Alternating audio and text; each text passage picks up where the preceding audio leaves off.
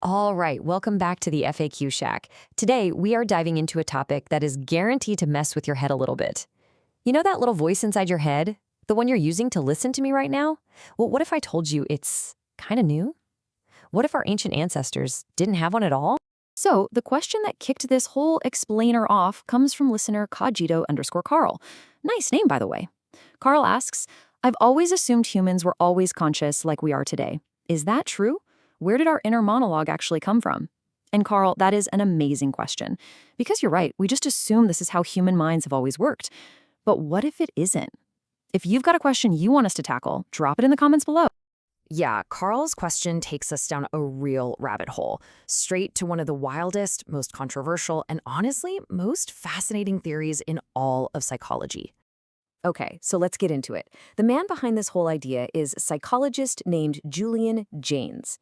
And back in 1976, he dropped a bombshell of a book with a title that's a mouthful: The Origin of Consciousness in the Breakdown of the Bicameral Mind. His core idea? Absolutely staggering. He claimed that as recently as 3,000 years ago, people weren't conscious. Not like we are. No inner voice, no self-reflection, nothing. He called this ancient state of mind the bicameral mind. Bicameral, right, just means two chambers. Jaynes's theory was that the ancient human mind was literally split in two. One half of the brain would, well, it would speak during moments of stress or when a decision needed to be made, and the other half of the brain would hear that speech. But here's the kicker. It didn't sound like their own thoughts. It sounded like an external voice, the voice of a god, a dead ancestor, a king, and you just obeyed. No questions asked. I mean, just try to wrap your head around that for a second. This slide lays out the difference pretty clearly. On the left, you have the bicameral mind. No inner eye, no sense of self. Your actions are guided by what you believe are the literal voices of gods. You're basically, as Jaynes put it, a noble automaton. Now look at us. On the right, we've got this constant internal monologue. We're always thinking about our own thoughts. We feel responsible for what we do. It's not just a different mindset. It's like a totally different species of mind. Okay, so you're probably thinking, this sounds absolutely insane. Where on earth did he get this from? And that's fair. But Jaynes wasn't just making it up out of thin air. He believed the evidence was hiding in plain sight, in the oldest records of human thought and culture. His star witness, if you will, was Homer's Iliad. And he said, look, we've been reading this all wrong. It's not just an epic poem. It's a psychological fossil. As his quote from Philosophy Now points out, whenever the ancients talk about gods speaking, Jaynes takes this to mean the hearers actually hallucinated voices. Think about a character like Achilles. The guy never sits down and thinks, what should my next move be? No way. When he's in a tough spot, a god literally shows up and tells him exactly what to do. For Jaynes, that wasn't a metaphor. That was a memory of how the mind actually worked. So here's how Jaynes saw it playing out over history. He thinks this bicameral mind pops up around 10,000 BC, right as agriculture gets going.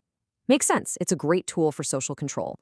Fast forward to the Trojan War, around 1200 BC.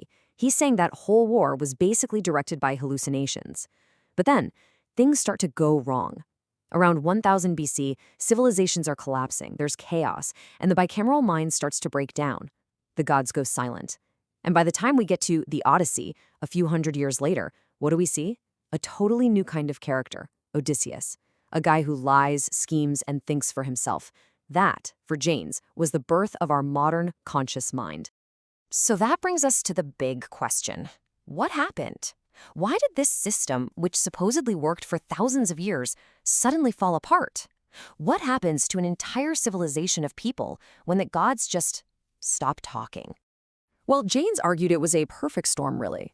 You've got massive social upheaval. Wars, migrations, entire empires collapsing. The old, simple societies were gone. On top of that, you have the invention of writing. Suddenly, you don't need a hallucinated voice to remember a command. You can just write it down. The world just got too big, too complex, and too chaotic for this simple command and obey system to handle. It was fragile, and it shattered. And he believed the trauma of this breakdown was literally recorded. He pointed to texts just like this one from ancient Mesopotamia. My God has forsaken me and disappeared. The good angel who walked beside me has departed. Chilling, right? Jaynes says, don't read this as a metaphor for feeling sad. He believed this is a literal, first-hand account of what it felt like when the voices just stopped. And in that terrifying silence, humanity had to invent something new to guide it, an inner self, consciousness. Okay, but hold on a second. We've got another comment here. This one from skeptic_Sam. And Sam writes, wait, wouldn't you need a self to decide to obey the voices in the first place? This feels like a plot hole. Boom. Sam, you have put your finger directly on one of the biggest problems people have with this theory. It's a fantastic point, and it's the perfect lead-in to the major criticisms. Because let's be super clear about this, as cool and compelling as Jaynes' theory is, it is way outside the mainstream. In fact, most psychologists and historians think it's just plain wrong. So let's get into why. Probably the biggest modern critic is the psychiatrist Ian McGilchrist. And his take is fascinating because he essentially says Jaynes' hypothesis is, and I quote, the precise inverse of what happened. McGilchrist looks at a lot of the same brain science and says, nope, the story of the human mind isn't about the two hemispheres coming together to form consciousness. It's about them growing more specialized and separate. So he's using similar evidence to paint a completely opposite picture. And then you have the historians. They basically say Jaynes just got the ancient world wrong. They argue that when you actually read these texts, hearing the voice of a god was always treated as a huge deal. It was a rare, world-changing event that happened to prophets and heroes. It wasn't the mental operating system for the average farmer trying to figure out if he should plant wheat or barley. It just wasn't the normal everyday experience Jaynes claims it was.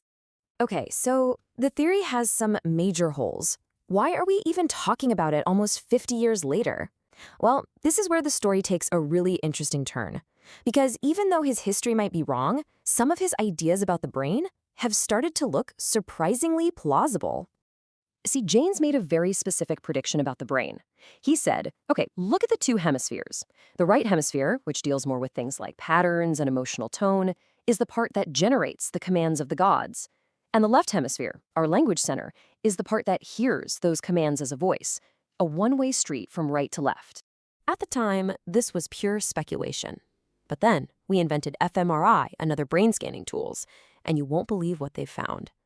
When scientists scan the brains of people who experience auditory hallucinations, people who hear voices today, what part of the brain lit up? You guessed it, an area in the right hemisphere, often the temporal lobe, exactly where Jaynes said the god voice should come from. Now, this does not prove Achilles heard Zeus, of course not, but it means Jaynes' neurological model wasn't so crazy after all. And the story gets even weirder. The theory's legacy isn't just stuck in the past or in neuroscience labs. In a twist that sounds like pure science fiction, Jaynes' ideas are now popping up in one of the most futuristic fields imaginable, artificial intelligence. Yeah, researchers are actually talking about something called digital bicameralism. The idea is that the way some of our most advanced AIs, like large language models, actually work looks an awful lot like Jaynes' two-part mind. It's actually a pretty simple analogy. You've got one part of the AI, the generative model, that's just spitting out a huge chaotic stream of potential words and sentences. Think of that as the AI's God voice. Then you have another part, the interpreter, that listens to that stream, picks out what makes sense, and organizes it into the coherent sentences you read. There's no self, no I making a decision. It's just a generative part and a listening part, a functional, digital, bicameral mind. And that leaves us with one last, really big question to chew on. Let's just say for a moment that Jaynes was even partly right, that consciousness isn't hardwired into our DNA, but that it's more like a piece of cultural software we invented to deal with the changing world. Well, if that's true, then it's not finished, is it? It can change again. And in our modern world with AI and constant connection, you have to wonder, what is our mind evolving into right now? And that's where we'll leave it for today. What a trip, right? Huge thanks again to Cognito Carl for sending us down this rabbit hole. I want to know what you all think. And more importantly, what should we tackle next here at the FAQ Shack? Drop your questions and ideas in the comments. We read all of them. Thanks for hanging out.